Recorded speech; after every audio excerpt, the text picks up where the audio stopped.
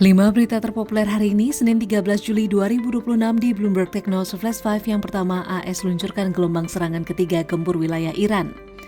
Militer Amerika Serikat kembali melancarkan gelombang serangan udara ketiga ke wilayah Iran pada pekan ini. Serangan dimulai pukul 19.15 waktu setempat setelah respon atas dugaan serangan Korps Garda Revolusi Iran atau IRGC terhadap kapal kontainer berbendera Siprus yang melintas di Selat Hormuz. Insiden tersebut menyebabkan satu awak kapal dilaporkan hilang. Komando Sentral Amerika Serikat menyatakan operasi militer masih berlangsung dan dilakukan atas instruksi Presiden Donald Trump.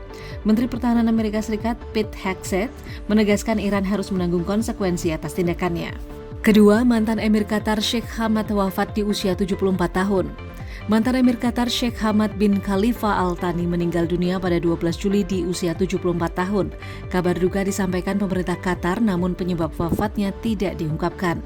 Sheikh Hamad dikenal sebagai pemimpin yang mengubah Qatar menjadi salah satu negara terkaya di dunia melalui pengembangan industri gas alam cair atau LNG.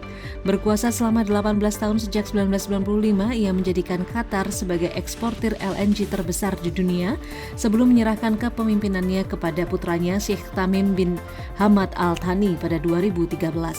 Ketiga, Prabowo, semua barang subsidi akan wajib disalurkan lewat Kopdes. Presiden Prabowo Subianto mewajibkan seluruh barang bersubsidi disalurkan melalui Koperasi Desa atau Kelurahan Merah Putih untuk memastikan bantuan tepat sasaran dan mencegah penyelewengan. Nantinya berbagai barang subsidi seperti pupuk dan LPG 3 kg akan didistribusikan melalui koperasi yang juga akan menjadi pusat layanan ekonomi desa. Menteri Koperasi Ferry Juliantono melaporkan 83.000 badan hukum Kopdes Merah Putih telah terbentuk. Dari jumlah itu, 15.845 koperasi sudah selesai dibangun dan 19.539 unit lainnya masih dalam proses pembangunan. Keempat, Iran tutup Selat Hormuz sampai batas waktu yang tak ditentukan. Pemerintah Iran resmi menutup Selat Hormuz pada 11 Juli dan menegaskan tidak akan mengizinkan kapal melintas hingga campur tangan asing di kawasan tersebut dihentikan. Media pemerintah IRIB melaporkan Korps Garda Revolusi Iran atau IRGC juga melepaskan tembakan peringatan ke arah sebuah kapal kargo yang tetap mencoba melintas. Penutupan dilakukan di tengah memanasnya ketegangan dengan Amerika Serikat. Washington sebelumnya menuntut Iran menjamin keamanan jalur pelayaran dan mengancam akan memberikan konsekuensi apabila permintaan tersebut tidak dipenuhi.